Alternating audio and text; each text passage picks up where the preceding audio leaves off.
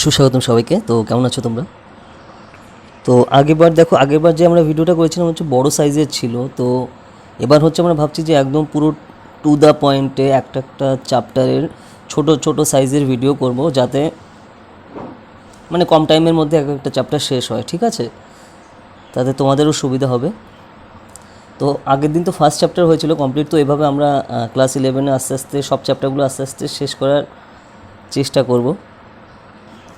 তো চলো তাহলে শুরু করা যাক। তো আস্তে আস্তে এরকমভাবে ক্লাস 11-এর আসবে, তো তারপরে 12-এর, আর তারপরে হচ্ছে যেটা ছিল আমাদের ইন্ডিয়ান ইকোনমি যে পার্টটা ছিল, তো তারও যে চ্যাপ্টারগুলো অনেকগুলো বাকি রয়েছে, তো সেই চ্যাপ্টারগুলো নিয়ে আস্তে আস্তে ভিডিও আসবে। মানে আস্তে আস্তে মানে প্রত্যেকটা চ্যাপ্টারে যে একদম যে ইম্পর্ট্যান্ট যে জিনিসগুলো, মানে যে চ্যাপ্টারের মুখ্য যে বিষয়গুলো, সেগুলো নিয়ে আমরা আলোচনা করব, ঠিক আছে?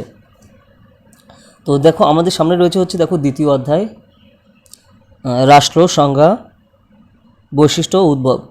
এটা হচ্ছে স্টেট মানে হচ্ছে রাষ্ট্র, আর সংজ্ঞা হচ্ছে definition, characteristics and it's origin, ঠিক আছে? তো এরকম আমরা আগেও করেছিলাম। তো আগেও যে ভিডিওগুলো ছিল তো সেগুলোর সাইজ অনেক বড় ছিল, তো এগুলো সাইজ ছোট ছোট হবে, কারণ এক একটা চ্যাপ্টার ওয়াইজ আমি করব, যাতে ছোট ছোট সাইজের হয়, মানে অনেকক্ষণ ধরে না থাকে আর কি। কারণ অনেকক্ষণ ধরে চললে তো অনেক সময় সেটা থেকে মানে ছোট ছোট সাইজের হলে ভালো লাগে আর কি। তো যাই হোক আর কি, তোমরা অনেকে আমাকে ইনস্টাগ্রামে বলেছিলে আর কি, তো তার জন্যই।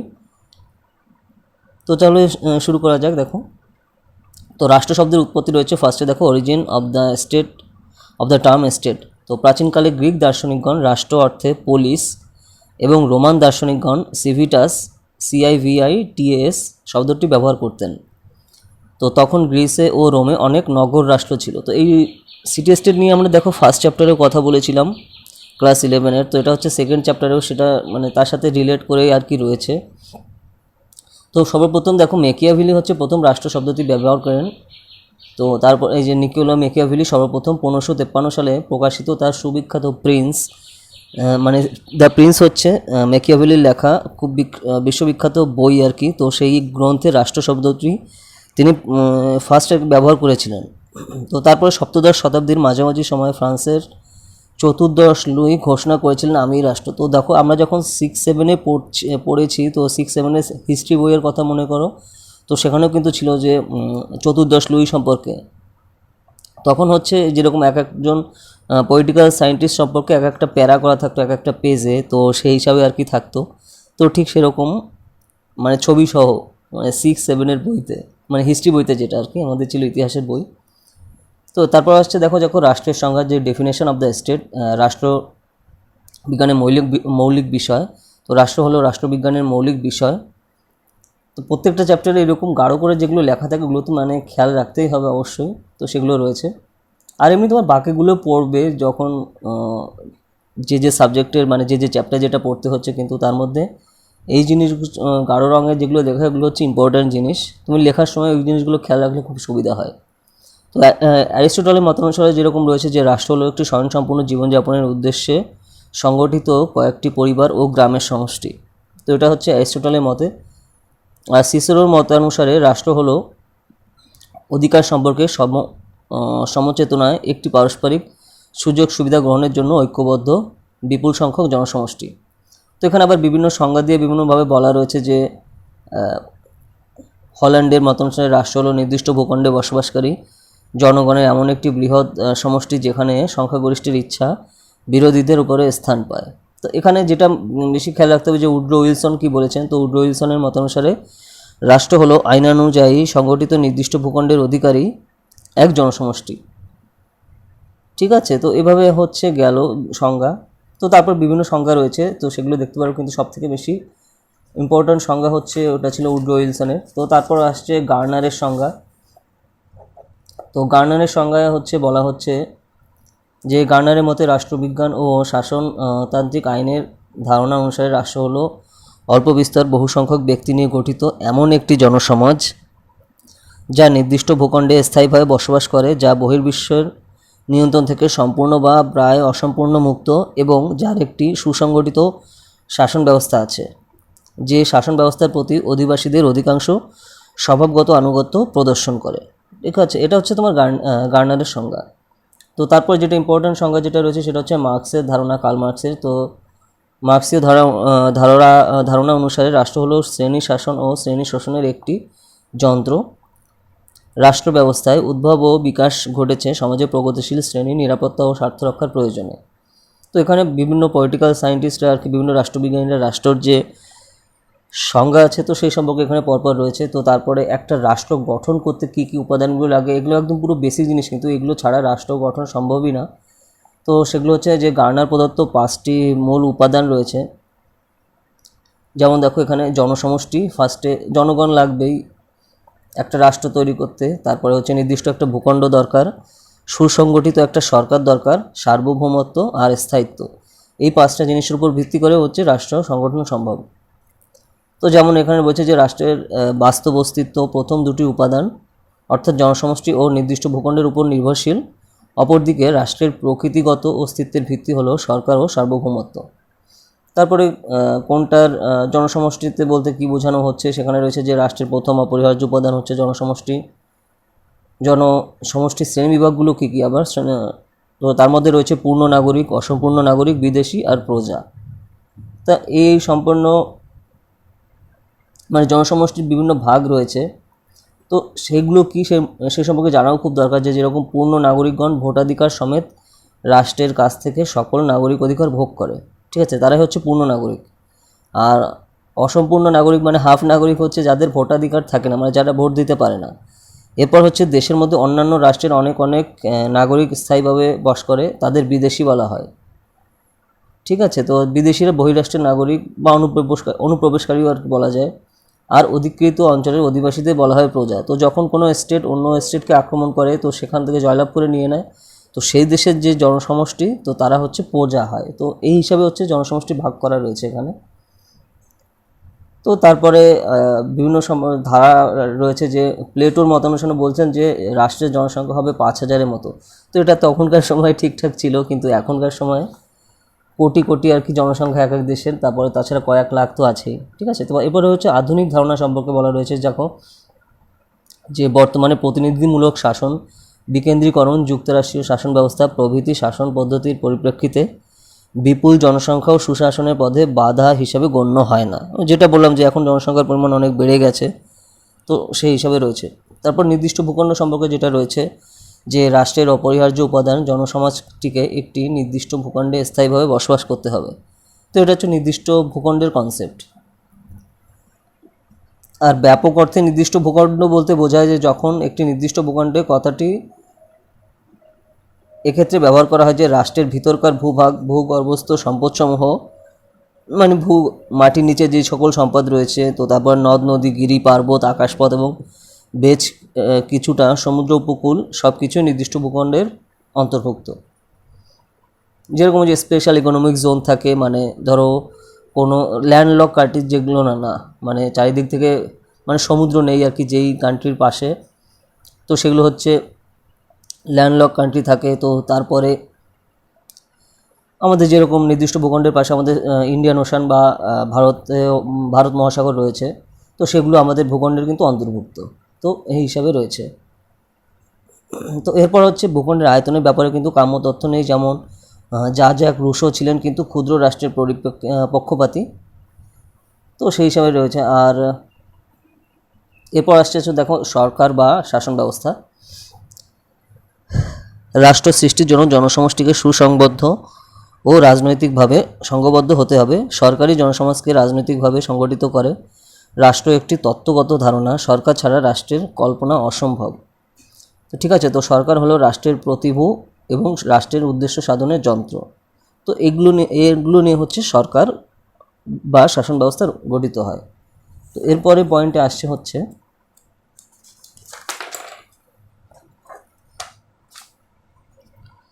সরকার বলতে সাধারণত আইন বিভাগ, শাসন বিভাগ ও বিচার বিভাগকে বোঝানো হয়। তো এবার যদি এক কথায় বলা হয় তাহলে সরকার মানেই হচ্ছে এটা যে সরকারের মধ্যে আইন বিভাগ থাকবে, শাসন বিভাগ থাকবে আর বিচার বিভাগ থাকবে। ও লেজিসলেচার এক্সিকিউটিভ আর জুডিশিয়ারি, মানে যেটা ইংলিশে যে টার্মগুলো ব্যবহার করা হয়। তো তারপর 4 নম্বর হচ্ছে সার্বভৌমত্ব। তো সার্বভৌমিকতায় রাষ্ট্রের প্রাণশক্তি। 1947 সালে যেমন আমাদের দেশে 15ই আগস্টের আগে ভারত কিন্তু একটি জনসমষ্টি ছিল, একটি নির্দিষ্ট ভূখণ্ড এবং সরকার ছিল, কিন্তু তখন কিন্তু ভারতকে রাষ্ট্র বলা যেত না, কারণ ওই তারিখের আগে ভারতের সার্বভৌমিকতা ছিল না। আমরা হচ্ছে ব্রিটিশদের কলোনি ছিলাম, ঠিক আছে, মানে ব্রিটেনের উপনিবেশ ছিল আমাদের, তো তার জন্য কিন্তু আমাদের সার্বভৌমিকতা ছিল না। তো সেই ব্যাপারটা কিন্তু রয়েছে। এরপর হচ্ছে আভ্যন্তরীণ ও বাহ্যিক সার্বভৌমতা। যে সার্বভৌমিকতার দুটি দিক আছে, আভ্যন্তরীণ ও বাহ্যিক। আভ্যন্তরীণ সার্বভৌমিকতা বলতে আভ্যন্তরীণ ক্ষেত্রে রাষ্ট্রের চরম ক্ষমতাকে বোঝায়,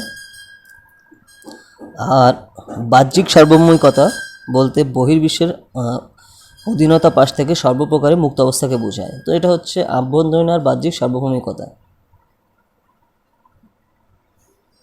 তো এরপর আসছে যেগুলো দেখো, যে রাষ্ট্রবিজ্ঞানী ডেভিড হেল কি বলছেন, যে বিশ্বায়ন সম্পর্কে যেটা বলছেন,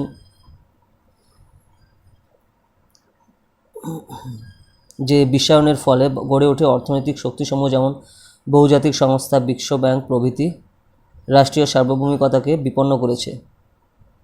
এরপর হচ্ছে তোমার গ্লোবালাইজেশন সম্পর্কে বলা হয়েছে, যে বিশ্ব বাণিজ্যের প্রসার, বিশ্বব্যাপী সংগঠিত জনমতের প্রবল শক্তি বহুদিন আগেই রাষ্ট্রীয় সার্বভৌমিকতাকে সংকুচিত করেছে।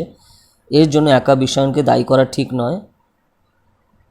বিশ্বায়ন পরবর্তী যুগেও রাষ্ট্র এখনও দ্বার রক্ষকের বা গেট কিপারের ভূমিকা পালন করে, নাগরিকদের স্বার্থ নিয়ে দর কষাকষি করে, নাগরিক বা দেশের স্বার্থ রক্ষা করে, এই বিষয়ে কোনো সন্দেহ নেই। তো এখানে বিশ্বায়ন সম্পর্কে কথা বলা হয়েছে, যে সার্বভৌমিকতা বিশ্বায়নের সাথে লিঙ্ক কি, তো সেই হিসাবে। তো তারপর হচ্ছে পাঁচ নম্বর যেটা রয়েছে, আর এখানে সার্বভৌমিকতার ধারণা যে বর্তমানে অচল, মানে এখন যেটা বিশ্বায়নের যুগে, তো সেই সম্পর্কে এখানে বলা রয়েছে, ঠিক আছে। কিন্তু যেটা আমাদের দেখতে হবে, যে 5 নম্বর পয়েন্টে স্থায়িত্ব। তো রাষ্ট্রের স্থায়িত্ব হলো রাষ্ট্রের অন্যতম বৈশিষ্ট্য। ক্ষণভঙ্গুর কোনো প্রতিষ্ঠান রাষ্ট্র হিসাবে গণ্য হতে পারে না, ঠিক আছে। তো তারপরে মার্ক্সীয় ধারণা রয়েছে, যে মার্ক্সবাদীরা রাষ্ট্রের ধারাবাহিকতায় বিশ্বাস করে না। এরপর হচ্ছে আন্তর্জাতিক স্বীকৃতি। তো আন্তর্জাতিক স্বীকৃতি ছাড়া কোনো দেশ রাষ্ট্র হিসাবে গণ্য হয় না। আন্তর্জাতিক আইনের দৃষ্টিতে স্বীকৃতি ছাড়া কোনো দেশকেই রাষ্ট্র বলা যায় না, মানে অন্যান্য দেশও তাদের স্বীকৃতি দিতে হবে। যেরকম ইসরায়েলকে কিন্তু অনেক দেশ রাষ্ট্র হিসাবে গণ্য করে না, তো সেই ব্যাপারটা রয়েছে। তারপর হচ্ছে জাতীয়তাবাদ। তো রাষ্ট্র গঠনের অন্যতম প্রয়োজনীয় উপাদান হিসাবে অনেক জাতীয়তাবাদের কথা বলা হয়। তো জাতীয়তাবাদের বিকাশ ব্যতি রেখে রাষ্ট্র গড়ে উঠতে পারে না। তো এরপর একটা উদাহরণ দিয়ে এখানে বলা হচ্ছে, যে পশ্চিমবঙ্গ বা ত্রিপুরা কি একটা রাষ্ট্র? Is the West Bengal or Tripura a state? তো দেখো, ভারতে এখন যুক্তরাষ্ট্রের 29টা অঙ্গরাজ্য রয়েছে। তো পশ্চিমবঙ্গ বা ত্রিপুরা কিন্তু রাষ্ট্র নয়। তো এগুলো হচ্ছে কারণ এরা সার্বভৌমত্ব নেই, মানে যেরকম আমাদের 29টা যে রাজ্য রয়েছে, তো এক একটা কিন্তু এক একটা রাজ্য, এগুলো কিন্তু রাষ্ট্র না। তো কারণ হচ্ছে এদের সার্বভৌমিকতা নেই, সার্বভৌমত্ব নেই। রাষ্ট্রের মর্যাদা পেতে গেলে সার্বভৌম ক্ষমতা থাকা দরকার। তো এই ক্ষমতাই হলো রাষ্ট্রের প্রতি স্বাভাবিক আনুগত্যের শর্ত। এই ক্ষমতা বলেই রাষ্ট্র আন্তর্জাতিক ক্ষেত্রে অন্যান্য রাষ্ট্রের সঙ্গে সন্ধি চুক্তি সম্পাদন করে এবং কূটনৈতিক সম্পর্ক স্থাপন করে। তো আন্তর্জাতিক সংস্থার সদস্যও কিন্তু হওয়া যায়। তো এইভাবে, তো এই জন্য সার্বভৌমিকতা কিন্তু খুবই গুরুত্বপূর্ণ একটা বিষয়। তো গেটেলের মতানুসারে হচ্ছে, যে সার্বভৌমত্বের ধারণাই হচ্ছে আন্তর্জাতিক রাষ্ট্রের আধুনিক রাষ্ট্রের ভিত্তি। অন্যান্য রাষ্ট্রের স্বীকৃতি ব্যতিরেকে কোনো দেশই কিন্তু রাষ্ট্র হিসেবে বিবেচিত হতে পারে না। তো সেই জিনিসটা কিন্তু খুবই দরকার, যে সার্বভৌমিকতার ব্যাপারটা, ঠিক আছে। তো এরপর আসছে হচ্ছে সম্মিলিত জাতিপুঞ্জ কি একটি রাষ্ট্র? যে সম্মিলিত জাতিপুঞ্জ হলো একটি আন্তর্জাতিক সংস্থা, ঠিক আছে। যে সম্মিলিত জাতিপুঞ্জেরও একটি সংবিধান আছে, মানে যেটাকে চার্টার বলে, সনদ।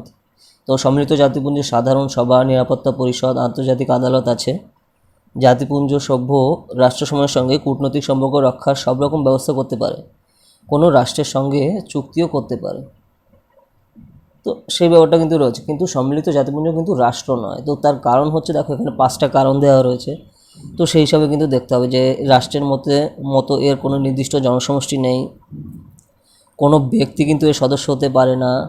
তো সার্বভৌমত্ব রাষ্ট্রগুলি কেবল সদস্য হতে পারে, এটা কারণ। তো তাছাড়া সদস্য রাষ্ট্রগুলি স্বেচ্ছায় এই আন্তর্জাতিক প্রতিষ্ঠানের সভ্যপদ গ্রহণ করেছে, ইচ্ছা করলে এই সভ্যপদ ত্যাগ করতে পারে। কিন্তু অনেক রাষ্ট্র কিন্তু এর সদস্য হয়নি। তারপর হচ্ছে দেখো, রাষ্ট্র যেভাবে আইন প্রণয়ন ও বলবৎ করে, সমৃদ্ধ জাতিপুঞ্জ তা পারে না। তো জাতিপুঞ্জের কোনো নির্দেশে তার সদস্য রাষ্ট্রগুলির উপর বাধ্যবাধকতামূলক প্রযুক্ত হয় না। তো এই আন্তর্জাতিক সংস্থার সদস্য রাষ্ট্রগুলি সার্বভৌম। ঠিক আছে। তো এরপরে রয়েছে যখন যে রাষ্ট্র আর সরকারের মধ্যে কী কী পার্থক্য, এগুলো একদম পুরো বেসিক জিনিস, কিন্তু আমাদের জানা খুব দরকার। ধরো তোমরা যারা ফার্স্ট টাইম পড়ছো তারা এমনি এমনি রিডিং দিলেই একদম বুঝতে পারবে, রিডিং পড়লে যে আস্তে আস্তে কী বলতে আর কি চাইছে, একদম পুরো মানে যেটা আমরা আগেও বলেছি যে আলট্রা বেসিক জিনিস। তো এটা হচ্ছে সেই ধরনের একটা কোশ্চেন যে রাষ্ট্র আর সরকারের মধ্যে পার্থক্য কী। তো আমি শুধু মানে এখানে মানে মেইন পয়েন্টগুলো দেখো, আমরা বলছি যে রাষ্ট্র ও সরকার কিন্তু এক নয়। সরকার রাষ্ট্রের অংশমাত্র। রাষ্ট্রের মোট জনসংখ্যার এক ক্ষুদ্র ভগ্নাংশকে নিয়ে সরকার গঠিত হয়। রাষ্ট্রের মতো সরকারের কোনো ভৌগোলিক কাঠামো নেই। এরপর হচ্ছে রাষ্ট্র হলো একটি বিমূর্ত বা তত্ত্বগত ধারণা, সরকার স্থায়ী নয়। তারপর হচ্ছে রাষ্ট্রের গঠন বা রূপ সকল ক্ষেত্রে প্রায় একই রকম থাকে। সরকারের সার্বভৌমত্ব নেই। রাষ্ট্রের বিরোধিতা অসম্ভব। তো এই পয়েন্টগুলোর উপর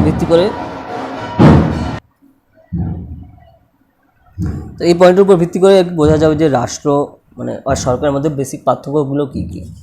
ঠিক আছে। তো সেইভাবে শেষ হচ্ছে। তো তারপরে যেটা আসছে দেখো, মেইন জিনিস যেটা আমাদের দেখতে হবে সেটা হচ্ছে যে সমাজ ও রাষ্ট্র কী কী, মানে সোসাইটি এবং স্টেট কী জিনিস। তো অনেক সমাজ ও রাষ্ট্রের পার্থক্যকে অনেকে সমাজ ও রাষ্ট্রের পার্থক্যকে স্বীকার করেন না।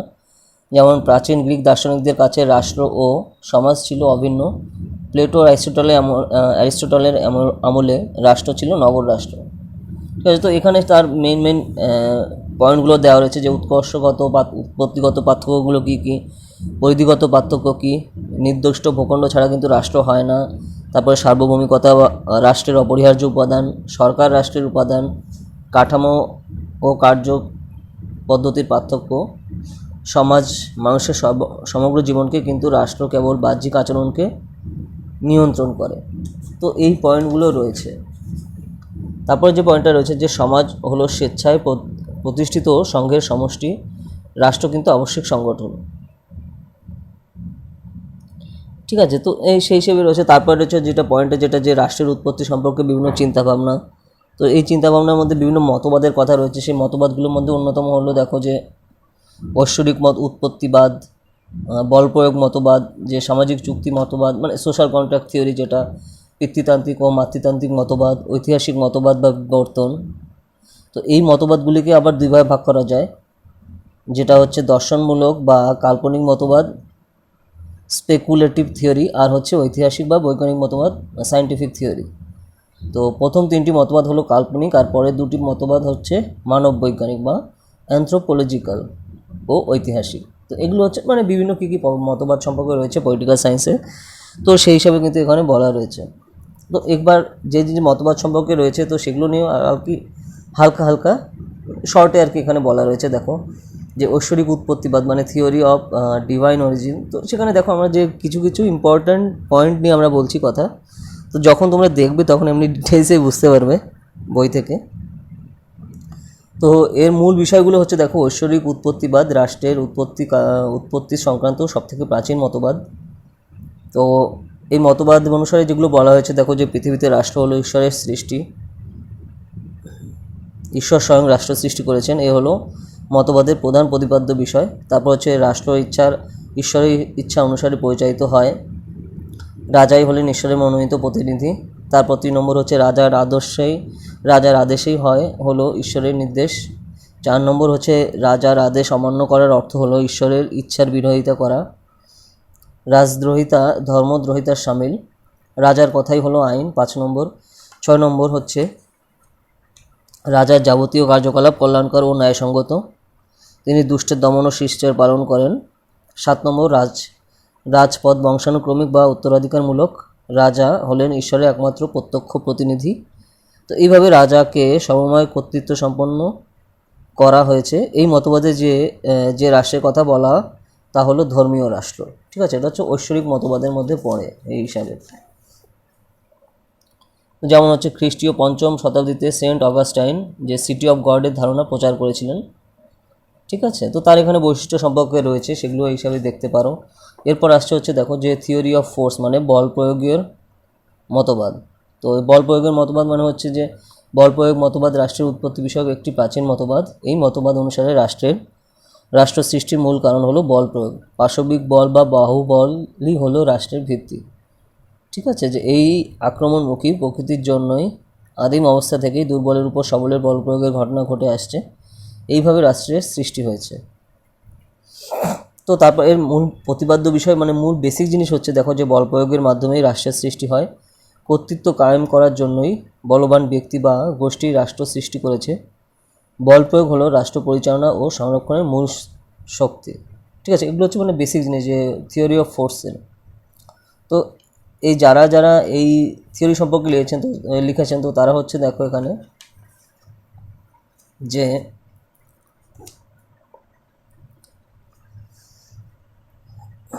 ভারতের কৌটিল্যের চিন্তা এবং ইউরোপে ম্যাকিয়াভেলির লেখায় বল প্রয়োগ নীতির ব্যাপক সমর্থন পাওয়া যায়। আবার দার্শনিক হেগেল, রাষ্ট্রবিজ্ঞানী লিকক, ওপেনহাইমার, জেমস, ট্রিটসকে, নিটশে প্রমুখ চিন্তাবিদদের নাম কিন্তু এখানে উল্লেখযোগ্য। ওপেনহাইমারের মতে যে সৃষ্টিতে স্বয়ংসম্পূর্ণ এবং অস্তিত্বের প্রথম পর্যায়ে রাষ্ট্র হলো বিজয়ী বল প্রয়োগের দ্বারা বিজিতের উপর প্রতিষ্ঠিত এক সামাজিক সংস্থা। ঠিক আছে, তো সেই হিসাবে হচ্ছে এরা হচ্ছে প্রবক্তাদের মধ্যে উল্লেখযোগ্য মানে এই থিওরি অফ ফোর্সের। তো এরপর আসছে হচ্ছে তোমার সোশ্যাল কন্ট্রাক্ট থিওরি। দেখো যেটা যে সামাজিক চুক্তি মতবাদ। তো সামাজিক চুক্তি মতবাদ হলো রাষ্ট্রের উৎপত্তি বিষয়ক একটি কাল্পনিক মতবাদ। ঠিক আছে, এটা হচ্ছে কল্পিত মতবাদ। তো এর বেসিক জিনিস হচ্ছে মানে মূল কথা হলো এই মতবাদ অনুসারে চুক্তি করে মানুষ রাষ্ট্র সৃষ্টি করেছে। রাষ্ট্র কোনো ঐশ্বরিক বা অমানবিক ব্যবস্থা নয়, মানুষ স্বতঃপ্রণোদিত হয়ে রাষ্ট্র ব্যবস্থা গড়ে তুলেছে। তো এখানে আবার প্রাকৃতিক অবস্থার কথা বলা হয়েছে যে সুদূর অতীতে মানুষ এক রাষ্ট্রহীন ব্যবস্থায় বসবাস করত। রাষ্ট্রহীন এই অতীত ব্যবস্থাকে প্রাকৃতিক অবস্থা বলা হতো। তো এই অবস্থায় সমাজও কিন্তু সৃষ্টি হয়নি। প্রাকৃতিক অবস্থা কেবল প্রাক রাষ্ট্রীয়, অর্থাৎ এই অবস্থায় রাষ্ট্র ছিল না কিন্তু সমাজ ছিল। ঠিক আছে, তো এই হিসাবে হচ্ছে আসছে যে চুক্তির ফলে যে রাষ্ট্র সৃষ্টি হয়েছে। তো যেমন মানুষের নিজ প্রবৃত্তিগুলির উপর প্রাকৃতিক আইন যথেষ্ট নিয়ন্ত্রণ আরোপ করতে পারেনি, ফলে প্রাকৃতিক অবস্থা ক্রমশ জটিল ও অসহনীয় হয়ে ওঠে। মানুষ তখন স্বেচ্ছায় প্রাকৃতিক অবস্থার অবসান ঘটিয়ে চুক্তির মাধ্যমে রাষ্ট্র সৃষ্টি করেছে। তো সেই হিসাবে গেল। তো তারপর আসছে হচ্ছে তোমার ঐতিহাসিক পটভূমিকা, যে চুক্তির ফলে রাষ্ট্রের সৃষ্টি হয়েছে। যেমন মহাভারতের শান্তি পর্বে, বৌদ্ধ ধর্মে, কৌটিল্যে অস্ত্রশাস্ত্রে এই চুক্তির উল্লেখ রয়েছে। যে বাইবেলের ওল্ড টেস্টমেন্ট অনুসারে রাজার ক্ষমতা চুক্তির দ্বারা প্রতিষ্ঠিত। সক্রেটিস আবার মতানুসারে যে রাষ্ট্রের প্রতি নাগরিকের আনুগত্য চুক্তির দ্বারা প্রতিষ্ঠিত। ঠিক আছে, এটা হচ্ছে তোমার ঐতিহাসিক মতবাদে আসছে। তো এরপর আসছে হচ্ছে হবস, লকস, রুশো, যে সপ্তদশ শতাব্দীর ইংরেজ দার্শনিক টমাস হবস ও জন লক, আর অষ্টাদশ শতাব্দীতে ফরাসি চিন্তাবিদ জ্যাক রুশো। এই তিনজন রাষ্ট্র দার্শনিক চুক্তিবাদী রাষ্ট্রবিজ্ঞানী হিসেবে পরিচিত। মানে সোশ্যাল কন্ট্রাক্ট থিওরির জন্য যে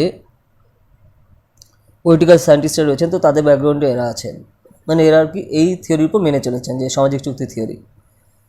তো এরপর আসছে হচ্ছে থমাস হবস সম্পর্কে। এখানে রয়েছে দেখো হবসের লেখা বিখ্যাত গ্রন্থ লেভিয়াথান।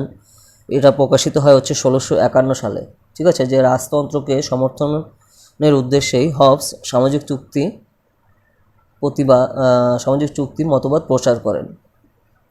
ঠিক আছে, তো সেই সময় তিনি প্রাকৃতিক অবস্থার কথা বলেছেন, যে তার মতানুসারে মানুষ প্রাকৃতিকভাবে স্বার্থপর, কলহপ্রিয়, লোভী, ধূর্ত, শট, নির্দয় ও আক্রমণকারী।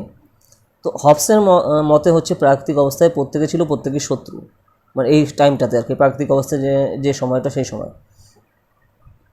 তো তারপর আসছে হচ্ছে সামাজিক আইন ও অধিকার, যে এরকম প্রাকৃতিক অবস্থায় স্বাভাবিক আইন হলো জোর যার মুলুক তার, মানে যার যা জোর আছে তার সে সব দখল করে নেবে, এরকম একটা অবস্থা আর কি। যে নিজের ক্ষমতা বলে যে যতটুকু সুবিধা ভোগ করতে পারত ততটুকুই ছিল স্বাভাবিক অধিকার। এই অবস্থায় প্রত্যেকে ছিল প্রত্যেকের শত্রু, প্রত্যেকে ছিল প্রতিবেশীর ভয়ে ভীত।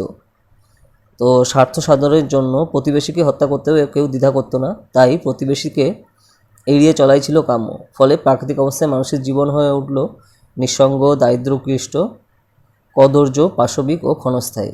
তো এটা কিন্তু রয়েছে সেই টাইমে আর কি প্রাকৃতিক অবস্থার সময়।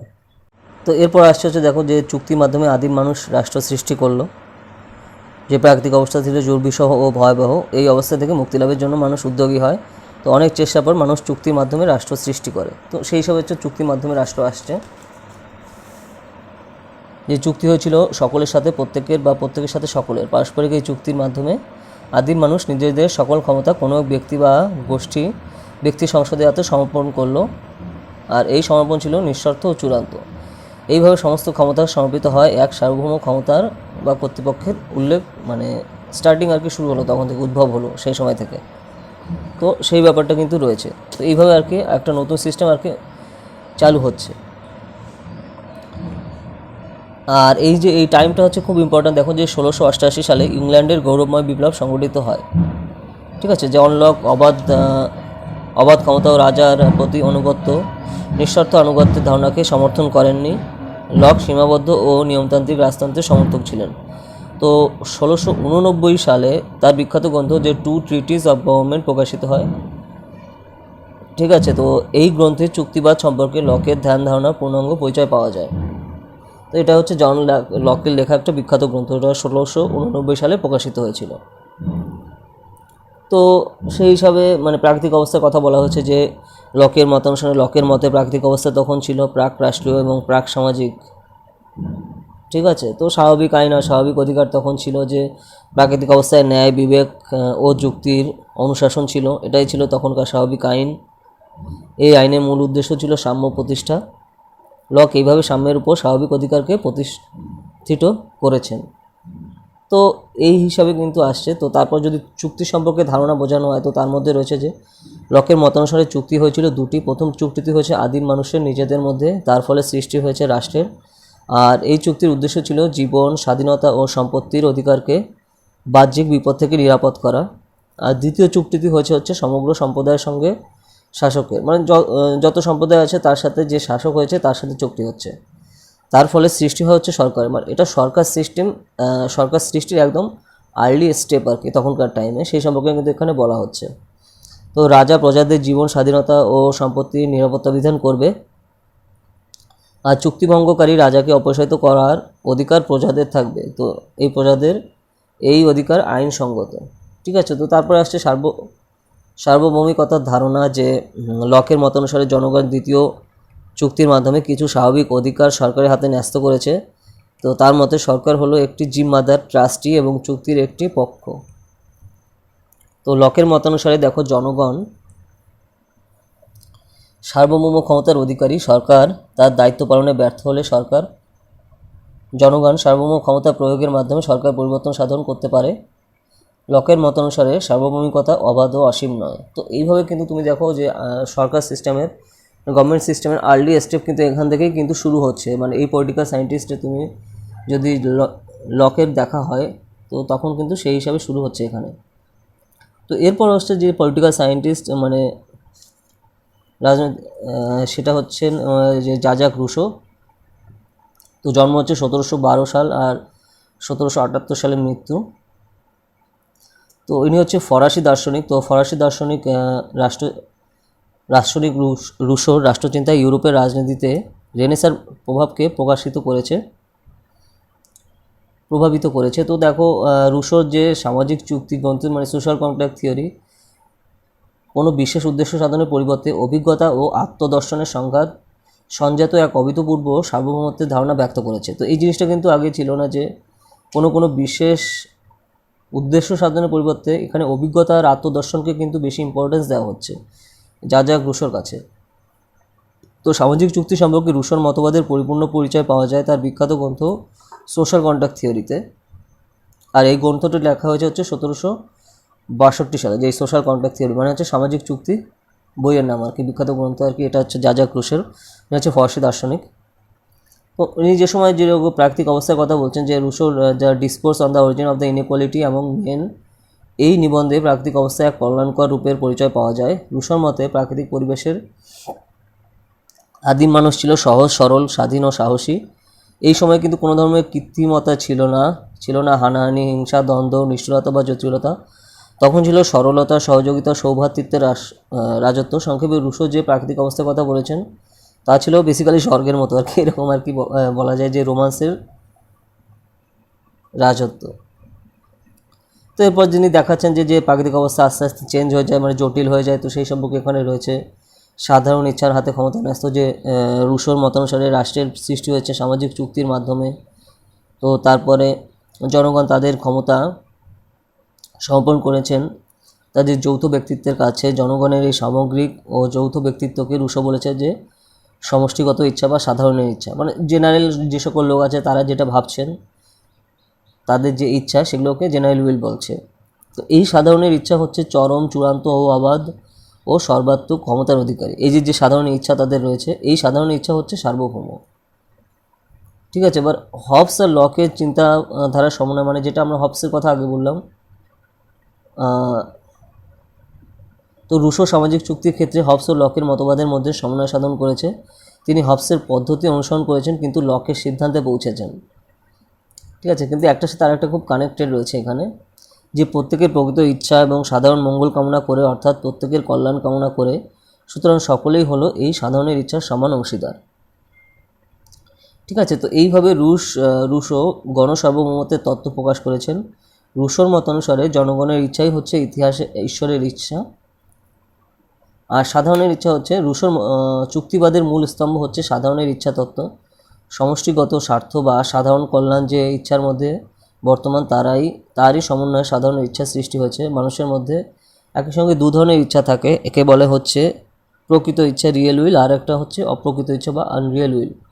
তো প্রত্যেকের প্রকৃত ইচ্ছার সমন্বয়ে সৃষ্টি হয় হচ্ছে সাধারণ ইচ্ছা। তো এখানে সাধারণ ইচ্ছা কীভাবে সংগঠিত হয়, তো সেই হিসাবে কিন্তু বলা রয়েছে। তো এরপর আসছে হচ্ছে যেটা দেখো, যে হিস্টোরিক্যাল বা ইভলিউশন থিওরি, মানে হচ্ছে ঐতিহাসিক মতবাদ। তো ঐতিহাসিক মতবাদ বা বিবর্তনবাদ বর্তমানে রাষ্ট্রের উৎপত্তি সম্পর্কে সর্বাধিক গ্রহণযোগ্য মতবাদ হিসেবে বিবেচিত হয়, মানে ঐতিহাসিক মতবাদ। তো এই মতবাদের যে বিজ্ঞানসম্মত যে মতবাদের কথা বলা হচ্ছে, দেখো যে রাষ্ট্রের উৎপত্তির মূল কথা হচ্ছে জনসমষ্টির মধ্যে কর্তৃত্বের সৃষ্টি এবং এই কর্তৃত্বের প্রতি জনগণের আনুগত্য। এ সম্পর্কে ইতিহাস, সমাজতত্ত্ব, সমাজ নৃতত্ত্ব, পুরাতত্ত্ব প্রভৃতি সামাজিক বিজ্ঞানের বিভিন্ন শাখা থেকে আনুষঙ্গিক তত্ত্ব ও তথ্যাদি সংগ্রহ করে ঐতিহাসিক মতবাদ রাষ্ট্রের উৎপত্তি ব্যাখ্যা করেছে। তো এটা হচ্ছে তোমার বিজ্ঞানসম্মত মতবাদের মধ্যে পড়ছে। তো সেই হিসাবে আসছে এখানে রক্তের সম্পর্কের কথা বলা হয়েছে, যে দেখো আত্মীয়তা বন্ধনে বা রক্ত সম্পর্ক রাষ্ট্র গঠনের প্রাথমিক উপাদান। সামাজিক প্রবণতার চাপে এবং বিভিন্ন প্রয়োজনের তাগিদে মানুষ সমাজবদ্ধভাবে বসবাস করে। আর ম্যাকাইভারের মত অনুসারে রক্তের সম্পর্ক সমাজ সৃষ্টি করলো এবং সমাজ অবশেষে সৃষ্টি হলো হচ্ছে রাষ্ট্রের। ঠিক আছে, তো আবার রক্তের সম্পর্ক আমরা কীভাবে আসে, যে রক্তের সম্পর্কের ভিত্তিতে সৃষ্টি হয় হচ্ছে পরিবারের। এই পরিবারের মধ্যেই মানুষ আনুগত্য, নিয়মানুবর্তিতার শিক্ষালাভ করে। এই আনুগত্য ও শৃঙ্খলাবোধই হচ্ছে রাষ্ট্র গঠনের মূল ভিত্তি, মানে একটার পর একটা কিন্তু কানেক্টেড, একটার পর একটা কিন্তু আসছে এভাবে স্টেপ বাই স্টেপ। তো সেই হিসাবে কিন্তু এখানে বলা রয়েছে। তো তারপর এখানে যে পার্টটা রয়েছে দেখো, যে ধর্ম সম্পর্কে রয়েছে, যে প্রকৃত প্রস্তাবে ধর্ম আদিম সমাজ ব্যবস্থা রক্তের সম্পর্কের মতো একটি যোগসূত্রের ভূমিকা পালন করে। উইলসনের মত অনুসারে ধর্ম ছিল রক্তের বন্ধনের প্রতীক ও চিহ্ন, একতার, শুদ্ধতার ও কর্তব্যসমূহের প্রকাশ।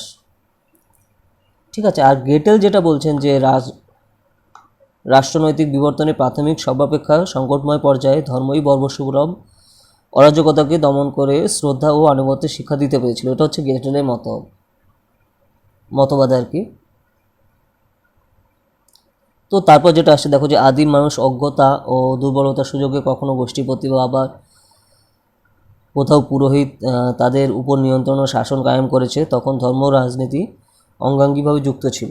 তো এখনও যেটা আমরা দেখতে পাচ্ছি আর কি বর্তমান সময়ে বিভিন্ন রাষ্ট্রে। ঠিক আছে, তো এই হিসাবে কিন্তু শুরু হচ্ছে ঐতিহাসিক মতবাদ রাষ্ট্রের উৎপত্তি বিষয়ক অন্যান্য মতবাদগুলির এক সমষ্টিগত রূপ। রক্তের সম্পর্ক হলো পিতৃতান্ত্রিক ও মাতৃতান্ত্রিক মতবাদের স্বীকৃতি। রাষ্ট্র হলো মানব সমাজের বিরতিবিহীন ক্রমবিকাশের ফল। ঠিক আছে, তো এই হিসাবে কিন্তু অন্যান্য মতবাদগুলো শেষ হচ্ছে। তো এইভাবেই হচ্ছে তোমার সেকেন্ড চ্যাপ্টার কমপ্লিট হচ্ছে। তো এই জিনিসগুলো রয়েছে বেসিক জিনিস। তো এর পরের ভিডিওতে হচ্ছে আমরা থার্ড পার্ট, মানে তৃতীয় অধ্যায় নিয়ে কথা বলবো। তো এইভাবে আস্তে আস্তে দেখো, যখন তোমরা যদি পড়াশোনার ভিডিওগুলো দেখো তাহলে বুঝতে সুবিধা হবে। তো আমি যখন আগে যেরকম ভিডিও করছিলাম যেগুলো আছে প্রত্যেক সাবজেক্টের, তো সেই জিনিসগুলো নিয়ে আমরা ভিডিও করছিলাম, কিন্তু এখন হচ্ছে ধরো একদম পুরো টু দ্য পয়েন্টে যদি আমি দেখাই মানে বইয়ের সামনে, তাহলে তোমাদের বুঝতে সুবিধা হবে, ঠিক আছে। তো সেই হিসাবে আর কি দেখতে পারো, তার জন্য আর কি এভাবে করা হচ্ছে।